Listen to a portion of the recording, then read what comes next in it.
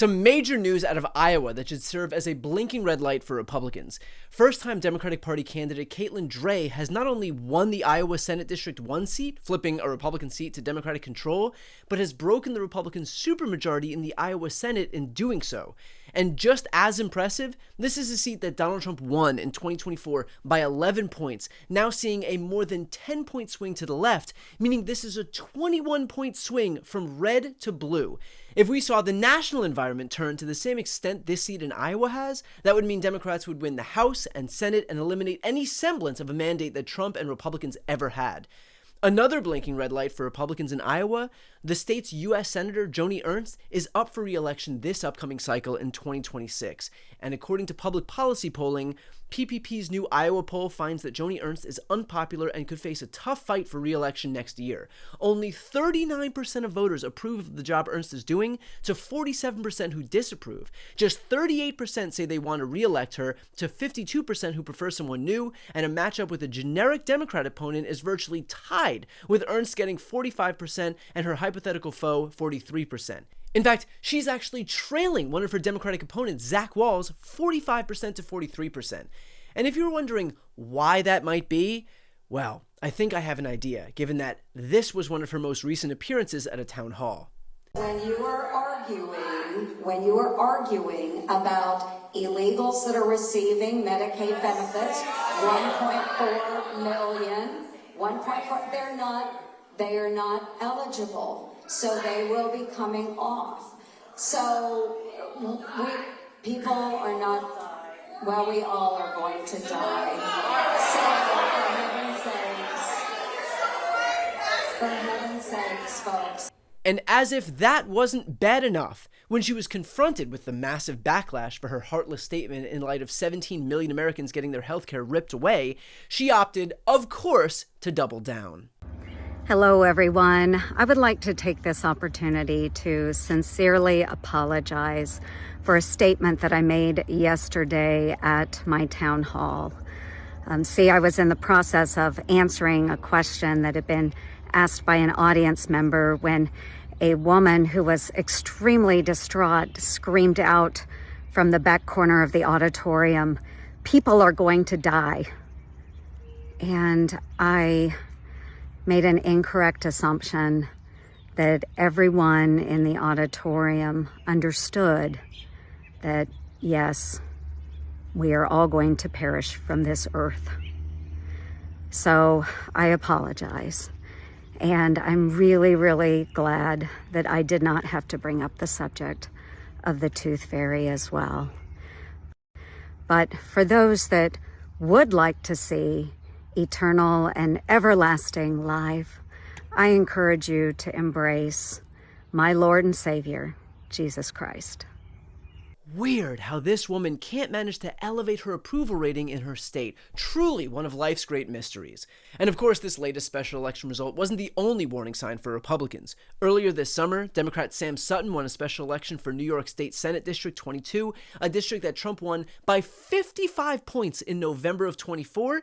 This is a district where Trump got 77% of the vote in November. And yet, when voters had the chance to send a Republican to the state Senate, they chose the Democrat by an almost 2-to-1 margin. That was an 89-point swing from red to blue in a matter of months. And that came just days after Democrat John Ewing Jr. pulled off a stunning upset victory in the Omaha mayoral race in Nebraska, defeating three-term Republican incumbent John Stoddard, flipping that seat from red to blue and marking the first time that a Democrat has been elected mayor of Omaha since 2009. And as we've seen so much throughout the country, Trump has dragged down the Republican Party like a human anchor, and this is the result. Hell, it's not even limited to our own country. If you're a conservative anywhere in the world, chances are your tangential relationship to Donald Trump will mean that you're going to lose an election, as was the case in Romania, Canada, and Australia. When I say there is no place on earth that you're safe from any affiliation from Trump, I'm not joking. Here's Canada's Mark Carney making it very clear where he stands as far as Trump is concerned. As I've been warning for months, America wants our land, our resources, our water, our country. Never. But these are not idle threats. President Trump is trying to break us so that America can own us. That will never, ever happen. And just like in Canada, here's Australia's Anthony Albanese calling out Trump over the trade war. But the Australian people have every right to view this action by the Trump administration as undermining our free and fair trading relationship and counter to the shared values that have always been at the heart of our two nations' long-standing friendship. This will have consequences for how Australians see this relationship. These are uncertain times, but Australians can be absolutely certain of this. Our government will always stand up for Australian jobs, Australian industry, Australian consumers, and Australian values. Of course, now Romania, Canada, and Australia's conservatives can join the American conservatives who've sat idly by as Trump has unilaterally destroyed their own election prospects. Since Trump took office, where he demanded total fealty from his party and then went on to send costs surging, spike inflation, alienate the US on the world stage, now the rest of his own party here in the US is forced to bear the political burden. And the electoral consequences have been beyond apparent. Just a few months ago, the two Republican candidates in Florida's special elections underperformed by 16 points and 22 points respectively from the party's 2024 margin. In Wisconsin, liberal Supreme Court Justice nominee Susan Crawford overperformed the 2024 presidential election contest by 11 points, en route to her victory in that race.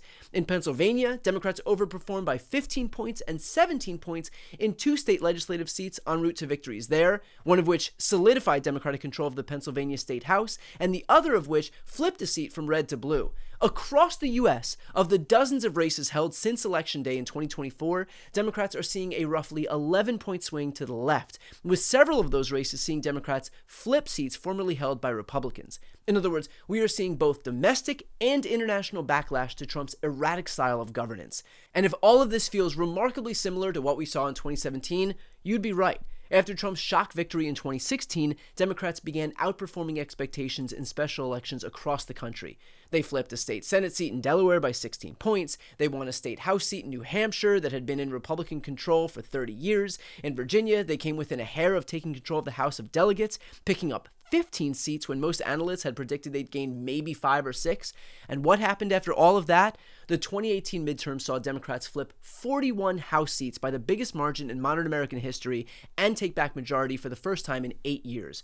Now look, I'm not saying any of this to make you feel complacent. Quite the opposite. I'm saying this to show you that even when it feels like the chips are down and hope feels lost, we can win. That doesn't mean it won't take work and organizing and volunteering and donating and door knocking and canvassing and messaging and fixing our own brand problems, but the environment is obviously favorable to Democrats. Our job is to capitalize on it. There's plenty of work to do, but so far it does seem to be paying off.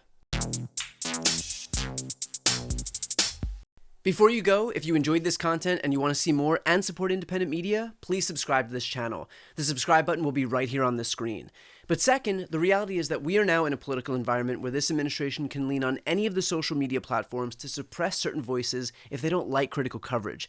That means my longevity here is in the hands of a few tech billionaires who are already making it clear that they are willing to cater to this administration.